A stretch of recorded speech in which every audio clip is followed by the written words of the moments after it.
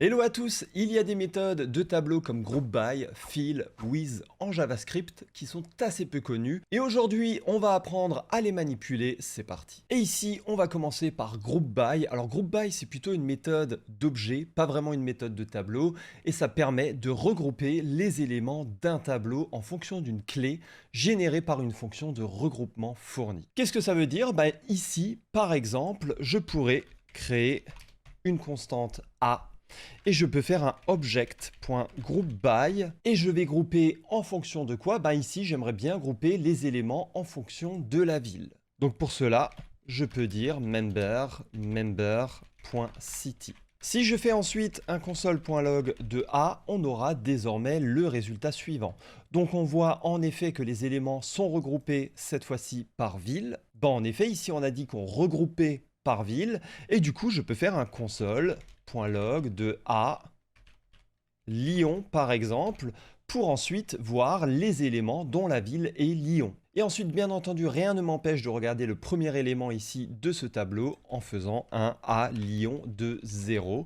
Et là, on voit bien Ben City Lyon. La prochaine méthode, c'est la méthode fill qui va nous permettre ici de remplacer des éléments dans un array, dans un tableau, par une certaine valeur. Et on le voit très bien ici, si je crée un nouveau tableau avec 10 éléments dedans, si je fais un console.log de ce tableau, on voit qu'on a en effet 10 éléments dans un tableau, mais pour le moment, ce tableau n'est quand même pas rempli. Donc ce que je peux faire ici, c'est tout simplement faire un ar.fill et je vais dire que je vais remplir ici mon tableau avec des sets par exemple.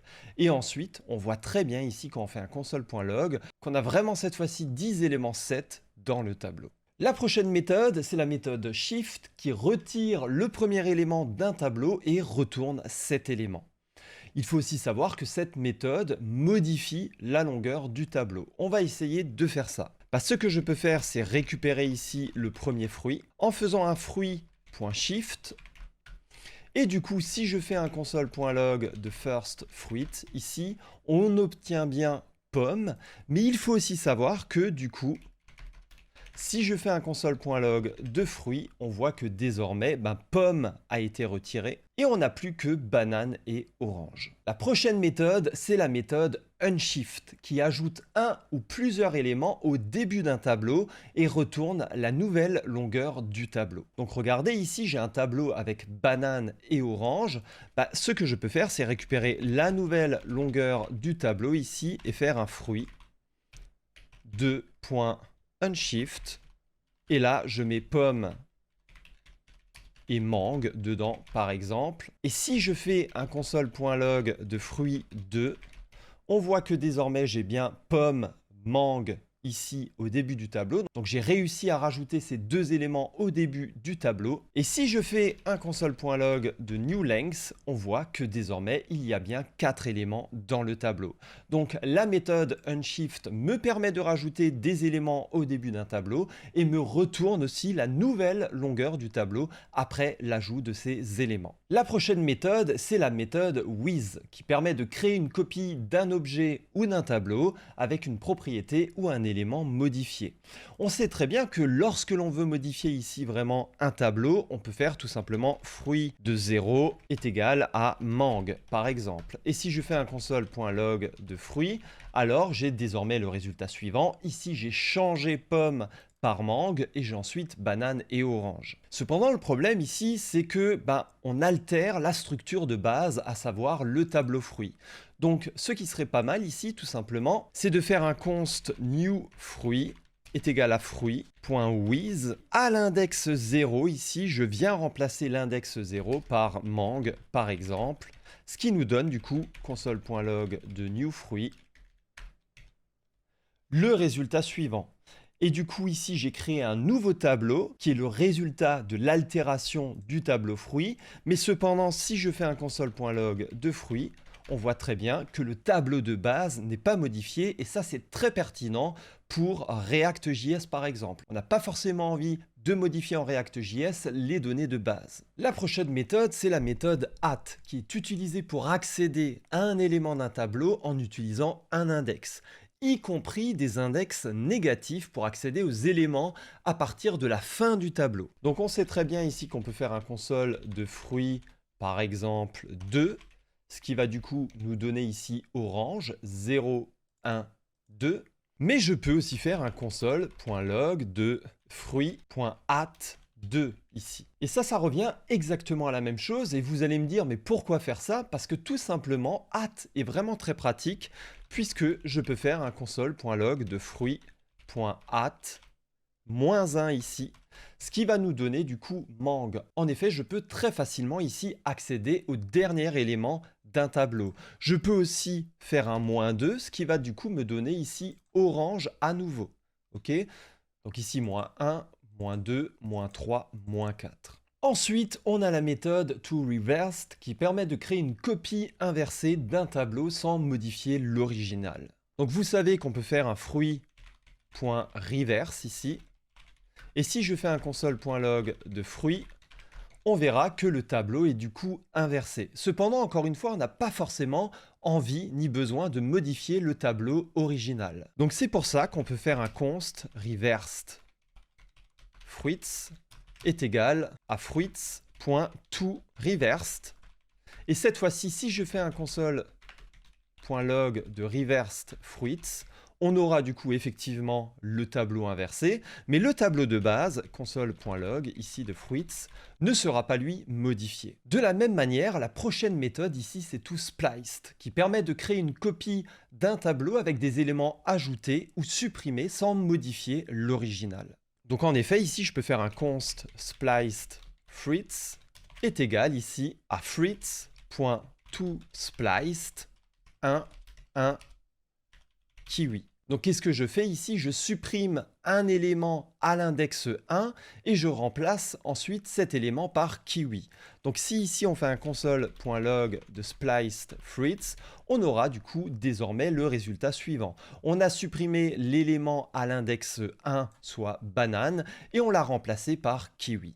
La prochaine méthode, c'est la méthode flat qui crée un nouveau tableau avec tous les sous-tableaux d'un tableau donné concaténer récursivement jusqu'à une profondeur spécifiée. Alors je vais vous expliquer ce charabia. Regardez, je peux faire ici un const flat array 1 est égal à nested array.flat de 1. Regardez ici le résultat que l'on va avoir dans le console.log. On voit très bien que désormais ici, on a concaténé ici les sous-tableaux du tableau jusqu'à la profondeur 1. Et du coup, si je mets ici un 2, on a le résultat suivant. Et si je fais 3, on verra qu'on aura vraiment ici le tableau aplati avec 1, 2, 3, 4, 5 au niveau du résultat final ici. De la même façon, on a une méthode qui va ici ressembler. On a la méthode flatMap qui va appliquer une fonction à chaque élément d'un tableau, puis qui va aplatir le résultat d'un niveau de profondeur. Donc cette méthode vient donc combiner flat et map. Mais attention, ça fait d'abord un map, puis un flat, et pas un flat et ensuite un map. Attention avec cela. Donc ici, ce que je peux faire, c'est par exemple utiliser flatMap pour doubler chaque nombre et le placer dans un sous-tableau. Regardez, ici, je peux faire un const flatMapped array est égal à numbers.flatMap, et ensuite, ici, pour le nombre, je peux créer un sous-tableau avec num et num fois 2 ici. Et regardez, quand je fais un console.log, le résultat ici que l'on va avoir. On a du coup le résultat suivant. On voit très bien que pour chaque nombre ici, 1, 2, 3, 4, il se retrouve du coup ici 1, 2, 3, 4, et qu'ensuite, donc pour chaque nombre, et ensuite on a à côté de chaque nombre le nombre multiplié par 2. Donc 1 et 2, 2 et 4, 3 et 6 et 4 et 8 ici. Et on pourrait en fait faire exactement la même chose en faisant ici un numbers.map num fois 2 ici. Regardez, je vais déjà faire un console.log de ça. Ce qui nous donne ici le résultat suivant. Donc on a effectivement à chaque fois les paires 1, 2, 2, 4, 3, 6, 4, 8. Et à ce moment-là, ce que je peux faire, c'est appliquer un point flat pour venir vraiment aplatir tout ça, ce qui nous donne exactement le même résultat qu'avec flatmap ici. La prochaine méthode, c'est findLast qui permet de trouver le dernier élément d'un tableau qui satisfait une fonction de test fournie. Ça, c'est bien pratique. Du coup, ici, j'ai un tableau de numbers et ce que je pourrais faire, c'est un const found est égal à numbers.findLast. Et là, vraiment, l'objectif sera de trouver le dernier nombre qui sera supérieur à 10. Num est supérieur à 10. Et si je fais un console.log de found, on voit très bien que le dernier nombre du tableau qui est supérieur à 10, c'est le nombre 44. Si par exemple ici je rajoutais 8, on voit très bien que c'est toujours 44.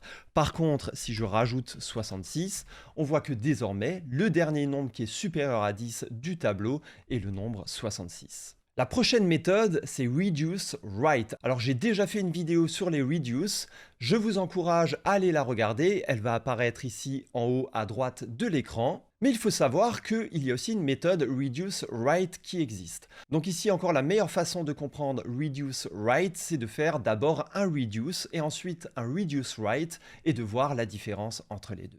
Donc vous savez très bien que si vous faites un reduce, vous pouvez tout simplement ici former une phrase, par exemple, à partir de ces mots. Donc ce que je peux faire ici, c'est un words.reduce. On a toujours cette fonction ici de callback et on a bien sûr la valeur ici vraiment par défaut au début.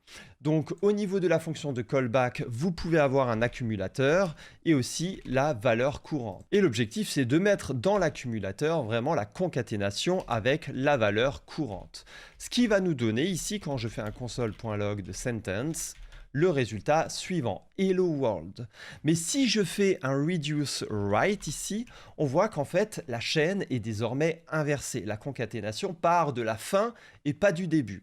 Donc reduce_write permet effectivement de faire un reduce mais en partant de la fin. La dernière méthode, c'est la méthode isArray qui permet de savoir ici si un tableau est un array ou pas. Mais restez avec moi parce qu'il y a un truc important à comprendre ici. Si je fais un console.log ici de type of array example, on pourrait s'attendre tout simplement à ce que ça nous renvoie que array example est un array. Or, JavaScript considère les tableaux comme des objets.